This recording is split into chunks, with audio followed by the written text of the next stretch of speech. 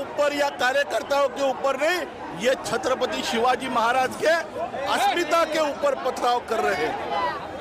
कार्यकर्ता को क्या हुआ? थम थम छत्रपती संभाजी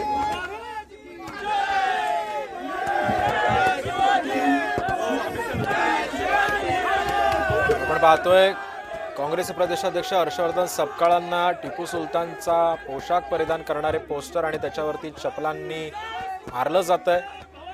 जोडे मारो आंदोलन या ठिकाणी भाजपच्या कार्यकर्त्यांकडून केलं जातं। जोरदार घोषणाबाजी सुद्धा टिपू सुलतान मुर्दाबाद हर्षवर्धन सपकाळांविरोधात सध्या जोरदार आंदोलन सुरू आहे। मोठ्या प्रमाणात घोषणाबाजी सुद्धा या ठिकाणी करण्यात येते। काँग्रेस भवनाच्या बाहेरच हा राडा सध्या झालेला आहे। भाजपचे आणि काँग्रेसचे कार्यकर्ते आक्रमक आले।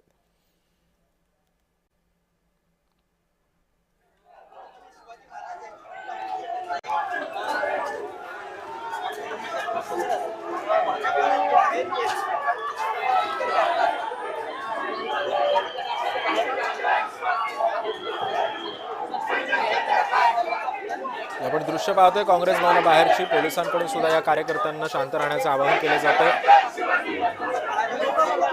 जय भवानी जय शिवाजीच्या घोषणा सुद्धा भाजपचे कार्यकर्ते देतात। हे एकमेकांविरोधात कशा पद्धतीने दोन्ही कार्यकर्ते हे आक्रमक झाले होते हे आपण हे दृश्य पाहतोय। भाजपचे कार्यकर्ते विरुद्ध काँग्रेसचे कार्यकर्ते हे आमने सामने आले आणि त्यानंतर एकमेकांविरोधात घोषणाबाजी सुद्धा यावेळी करण्यात आली।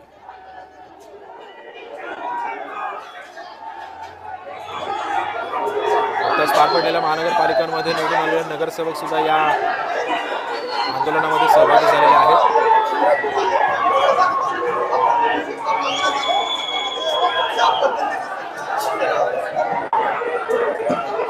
गाड्यांवरती चढून एकमेकांविरोधात घोषणाबाजी सध्या सुरू होती।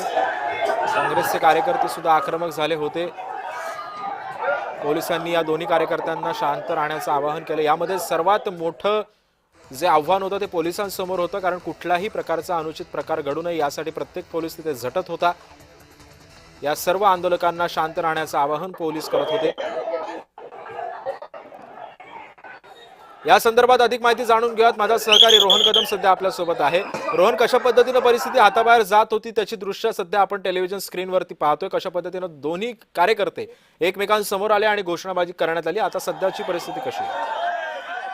सिद्धेश, खरं तर सध्या पुणे पोलिसांच्या अंतर्गत येणाऱ्या फरसखाना पोलीस स्टेशन समोर हे सगळे काँग्रेस कार्यकर्ते आक्रमक पवित्रा घेऊन आलेले पाहायला मिळतात आणि यांच्याकडून मोठ्या प्रमाणामध्ये घोषणाबाजी जी आहे ती केली जाते। खरं तर ज्या पद्धतीने भाजपचे कार्यकर्ते आले आणि त्यांनी दगडफेक केली, यानंतर हे काँग्रेस कार्यकर्ते आक्रमक झालेले आहेत आणि तात्काळ पुण्याच्या महापौर मंजुषा नागपुरे, शहराध्यक्ष धीरज घाटे यांच्यावरती तात्काळ गुन्हा दाखल करावा अशा प्रकारची मागणी या सगळ्यांच्या माध्यमातून केली गेली आहे। आणि आपण आता सध्याची ही सगळी दृश्य पाहतोय। या दृश्यामध्ये दिसतंय की हे सगळे कार्यकर्ते कमालीतर आक्रमक झालेले आहेतच, त्याचबरोबर काही पोलिसांचं देखील यामध्ये हलगर्जीपणा आहे। त्या पोलिसांचं देखील निलंबन करण्याची मागणी या सगळ्या काँग्रेसच्या कार्यकर्त्यांकडून केली जाते, कारण का साधारण तास ते दीड तासाहून अधिकचा वेळ काँग्रेस भवनासमोर हे भाजप कार्यकर्ते ठिय्या मांडून बसलेले होते। त्या ठिकाणी आंदोलनाचा पवित्रा जो आहे तो या कार्यकर्त्यांनी घेतलेला होता आणि त्यांना साऊंड सिस्टीम अवेलेबल करून देणं किंवा त्या ठिकाणी त्यांना बसण्याची परवानगीच मुळात इतका वेळ देणं हे चुकीचं होतं। त्यांना जर का वेळीच हटलं असतं, पोलिसांनी वेळीच त्यांना जर का गाडीमध्ये टाकून घेऊन गेले असते तर आत्ताचा हा प्रकार घडला नसता। पोलिसांनी कुठल्याही प्रकारची भूमिका घेतली नाही। पोलिसांनी केवळ या प्रकरणावरती भाजपचे कार्यकर्ते जेव्हा जातील तेव्हा त्यांना जाऊन द्यायचं अशा प्रकारची भूमिका घेतली आणि त्यानंतर दोन्ही बाजूच्या आक्रमक कार्यकर्त्यांकडून ही सगळी घटना झालेली पाहायला मिळते। काँग्रेसने देखील भाजपच्या दगडफेकीला प्रत्युत्तर देण्याचा काहीसा प्रयत्न जो आहे तो देखील केलेला होता। दगडी जी आहे ती दोन्ही बाजूने मारली गेल्याचं काही दृश्यांमध्ये पाहायला मिळतंय, परंतु यामध्ये एक काँग्रेस कार्यकर्ता कमालीचा जखमी जो आहे तो झालेला आहे। यामध्ये 3 पत्रकारांना देखील दगडफेकमध्ये मार जो आहे तो दगडांचा बसलेला आहे। त्यामुळे पुणे पोलीस आयुक्त यामध्ये आता काय दखल घेत आहेत, कारण का पोलीस उपायुक्त ऋषिकेश रावळे पूर्ण वेळ त्या संपूर्ण ठिकाणी उपस्थित होते, त्या ठिकाणी सगळ्या या घटनेचा आढावा घेत होते.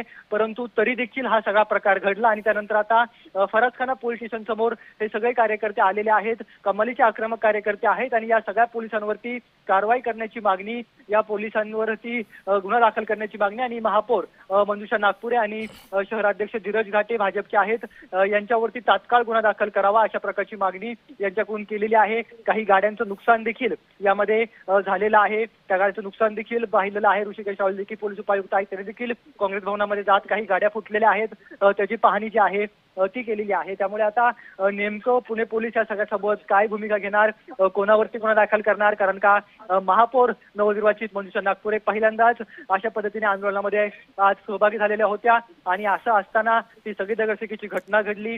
त्यामुळे मंजुषा नागपुरे यांच्यावरती गुन्हा दाखल करण्याची मागणी जी आहे ती या सगळ्याच्या माध्यमातून जोर धरते. काँग्रेस कार्यकर्ते कमालीचे आक्रमक झालेले आहेत आणि त्यांनी आता फरासखाना पोलीस स्टेशन समोरच ठिय्या जो आहे तो मांडलेला आहे आणि त्यांच्या माध्यमातून जोपर्यंत या लोकांवरती गुन्हा दाखल होत नाही तोपर्यंत आम्ही इथून हटणार नाही अशा प्रकारची मागणी त्यांच्याकडून केली जाते. त्यामुळे आता पोलीस उपायुक्त यामध्ये गुन्हा दाखल करतायत का आणि पोलीस आयुक्त अमितेश कुमार स्वतः यामध्ये दखल घेत आहेत का या सगळ्या घटनेची, कारण का आज रविवार आहे त्यामुळे इतक्या मोठ्या प्रमाणामध्ये पोलीस बळ अवेलेबल करणं किंवा अधिकारी अवेलेबल करणं थोडंसं कठीण होतं. त्यामुळे कदाचित हे आंदोलन लवकर संपेल असं वाटलं होतं, परंतु हे आंदोलन बराच काळ जे आहे ते काँग्रेस भवनासमोर भाजपच्या कार्यकर्त्यांनी जे आहे ते रेटून नेलेलं होतं.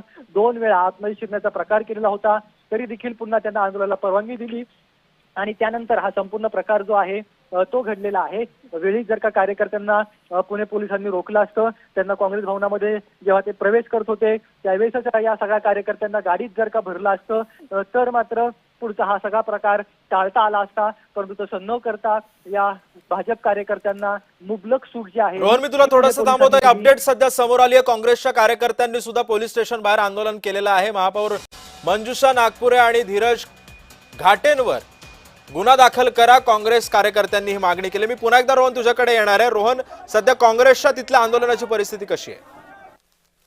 खरं तर ज्या वेळेस ही सगळी दगडफेक झाल्यानंतर पोलीस उपायुक्त ऋषिकेश रावले जे आहेत ते काँग्रेस भवनामध्ये आले आणि त्यांनी तुम्ही फरासखाना पोलीस स्टेशनला चला, आपण तिथे जाऊन पुढची प्रक्रिया करू असं सांगितलं. परंतु यांना आता फरासखान्याला आल्यानंतर एवढ्या मोठ्या प्रमाणात कार्यकर्ते आल्यानंतर त्यांना आतमध्ये घेतलेलं नाहीये. त्यामुळे काँग्रेसचे सगळे कार्यकर्ते जे आहेत ते अगदी ठिय्या मांडून फरासखाना पोलीस स्टेशन समोर बसलेले पाहायला मिळत आहेत आणि त्यांच्या माध्यमातून घोषणाबाजी जी आहे ती पुणे पोलिसांच्या विरोधामध्ये दिलेली आपल्याला पाहायला मिळते. हे सगळे कार्यकर्ते कमालीचे आक्रमक झालेले आहेत आणि जोपर्यंत यांच्यावरती गुन्हा दाखल होत नाही तोपर्यंत आम्ही इथून उठणार नाही अशा प्रकारची भूमिका जी आहे ती या कार्यकर्त्यांनी घेतलेली आहे. अगदी यामध्ये महापौर मंजुषा नागपुरे असतील, त्याचबरोबर शहराध्यक्ष धीरज घाटे असतील, या सगळ्यांना. रोहन, मी तुला थोडंसं थांबवतो. काही कार्यकर्त्यांचे बाईट सध्या येत आहेत.